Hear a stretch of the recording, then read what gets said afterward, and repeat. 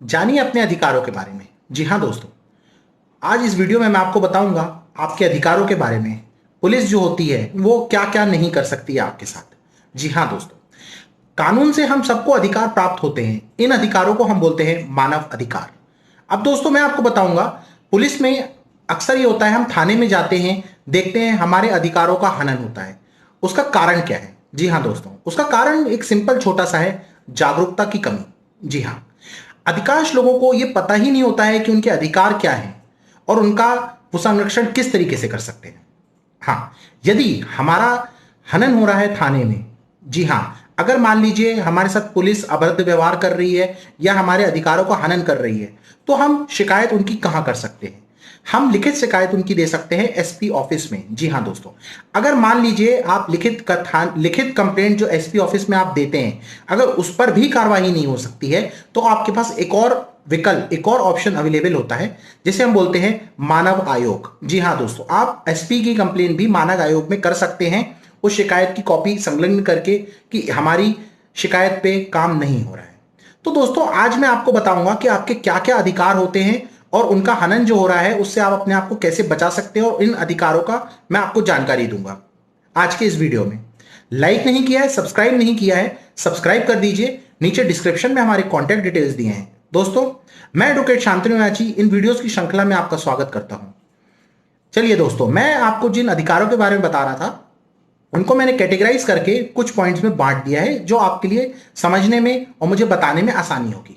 सबसे पहले दोस्तों मैं आपको बताता हूं एक बहुत ही बेसिक पॉइंट के बारे में, बहुत ही बेसिक अधिकार के बारे में आपके, जो कि है एफआईआर दर्ज करने का अधिकार। जी हाँ दोस्तों, अक्सर हम किसी थाने में अगर मान लीजिए रिपोर्ट लिखाने, एफआईआर लिखाने जाते हैं, तो पुलिस वाले हमें गुमराह करते हैं, हमें भटका देते हैं, हमें कंफ्यूज कर देते हैं कि ये क्षेत्र में हमारा नहीं लगता है, हम आपकी एफआईआर दर्ज नहीं कर सकते हैं, आप फला फला स्टेशन जाइए, दूसरे क्षेत्र वाले में जाइए। तो मैं आपको बताना चाहूंगा दोस्तों, अगर इन बातों पे आपको कंफ्यूज किया जा रहा है तो दोस्तों ये आपके अधिकार का हनन है। जी हाँ, पुलिस रेगुलेशन एक्ट के अकॉर्डिंग में दोस्तों, पुलिस वालों का पुलिस थाने में अगर आप एफआईआर लिखाने जाते हैं तो ये आपका अधिकार है कि पुलिस आपकी एफआईआर लिखे, उसको रजिस्टर्ड करे।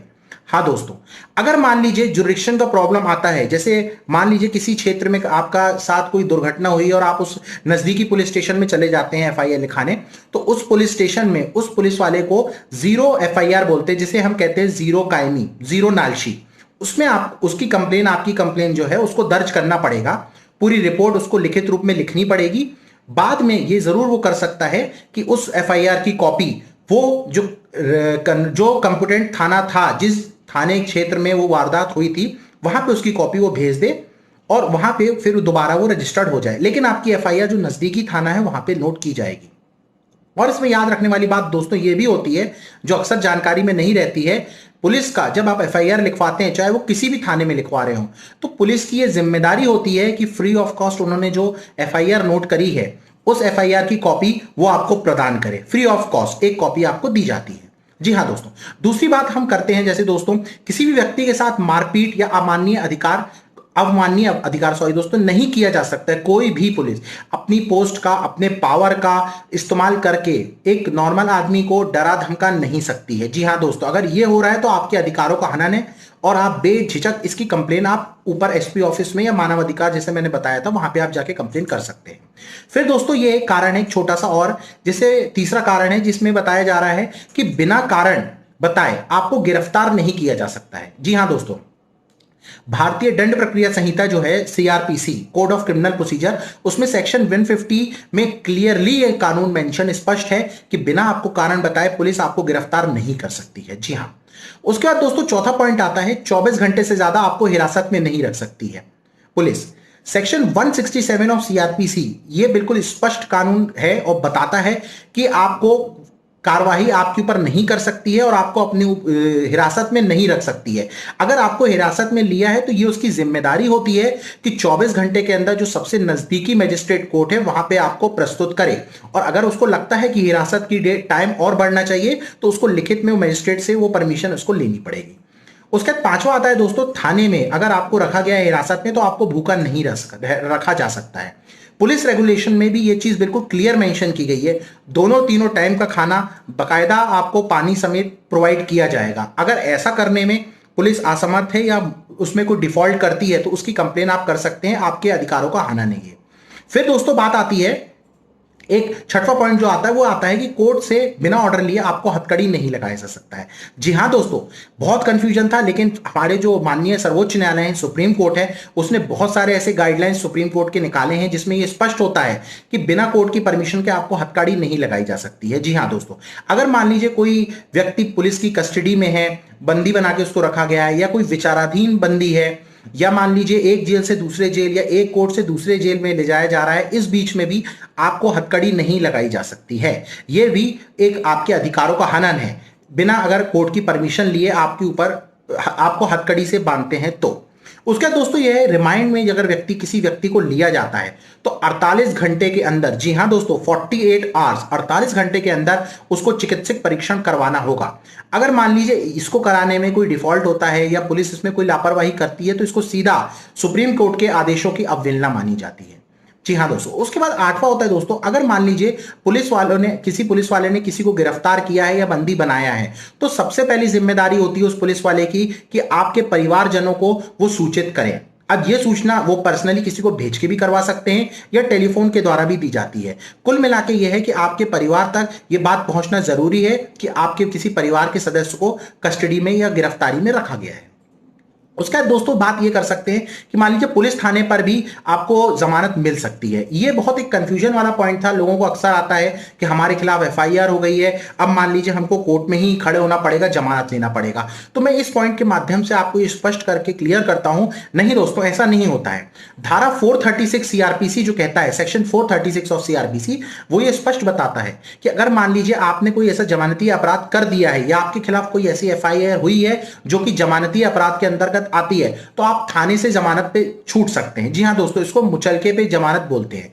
इसमें आप कोई भी जो एक राशि होती है वो, या किसी को भी शॉर्वेंट श्योरिटी जैसे कहते हैं, आप बेल बॉन्ड भरवा के किसी की गारंटी पे आप बाहर आ सकते हैं। बस शर्त ये रहती है आपको जो बेल की कंडीशंस होती हैं उसको फॉलो करना पड़ेगा। बाहर निकलने पे आप जो गवाह हैं उनको डराए धमकाए नहीं, जो एविडेंस वगैरह है, जो सबूत है, उनके साथ छेड़खानी ना करें। तो इन सब शर्तों पे आपको जमानत थाने से ही मिल सकती है।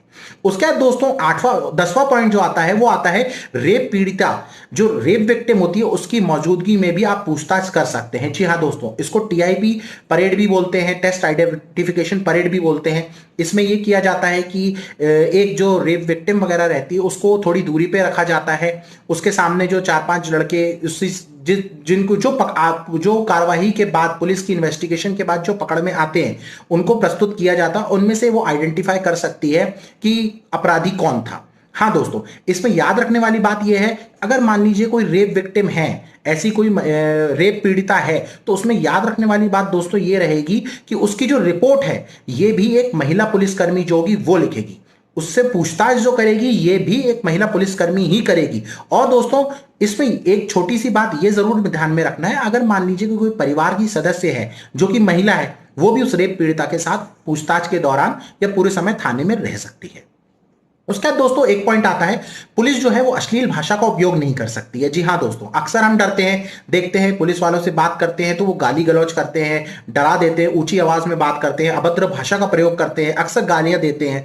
तो दोस्तों अगर इस तरह से कोई आपके साथ अभद्र व्यवहार कर रहा है तो आपका यह अधिकारों का हनन है और इसकी भी कंप्लेन आप ऊपर जाके कर सकते हैं। और आखिरी दोस्तों जो बात मैं आपको बताना चाहूंगा वो ये बताना चाहूंगा, अगर कोई महिला है तो वो, अगर कोई महिला को गिरफ्तार करना है तो दोस्तों सबसे याद रखने वाली बात ये होगी, जैसा कि हम कहते हैं आफ्टर सनसेट बिफोर सनराइज। जी हां दोस्तों, सूर्य अस्त होने के बाद और सूर्य उदय होने के पहले आप किसी महिला को गिरफ्तार नहीं कर सकते। धारा 46 ऑफ सीआरपीसी दंड प्रक्रिया संहिता में यह स्पष्ट कानून दर्शाया गया है, बताया गया है कि आप अगर किसी महिला को अरेस्ट करना चाहते हैं तो आप सूर्यास्त के बाद और सूर्य उदय के पहले आप उसको अरेस्ट नहीं कर सकते। अगर मान लीजिए कोई अपवाद केस है या लगता है भाग जाएगी या कुछ इस टाइप से लगता है या कोई सबूतों के साथ छेड़छानी करा जाएगा, तो आप कोर्ट से, मजिस्ट्रेट से परमिशन लिखित में ले सकते हैं। लेकिन इसमें एक याद रखने वाली बात यह है, जब उस महिला को अरेस्ट करने जाया जाएगा तब उसके साथ महिला पुलिसकर्मी भी जाएगी जो कि उसको छुएगी और वही उसको पकड़ेगी। तो दोस्तों, कैसा लगा आपको ये वीडियो हमारा? कमेंट बॉक्स में जाके कमेंट कीजिएगा। मैं एक बार फिर से याद दिलाता हूं, अगर हमारे चैनल को लाइक और सब्सक्राइब नहीं किया है तो बेल आइकन दबा दीजिए। नीचे डिस्क्रिप्शन में हमारे कॉन्टैक्ट डिटेल्स दिए हैं, आप उस लिंक पे जाके हमसे कॉन्टैक्ट कर सकते हैं। आप किसी भी तरह की कानूनी सलाह, जानकारी, मशवरा लेना चाहते हैं इस वीडियो से रिलेटेड या कोई और वीडियो से रिलेटेड, तो आप हमसे बात कर सकते हैं। अगर आप ये भी चाहते हैं कि कोई पर्टिकुलर टॉपिक पे हम बात करें या कोई पर्टिकुलर टॉपिक पे हम आपको कानूनी वीडियो बना के मदद करें, तो भी दोस्तों आप कमेंट बॉक्स में जाके कमेंट कर सकते हैं। तो दोस्तों, मैं एडवोकेट शांतनु याची विदा लेता हूं आपसे। हर बार की तरह अपना कीमती समय आपने हम लोगों को दिया, उसका बहुत बहुत धन्यवाद।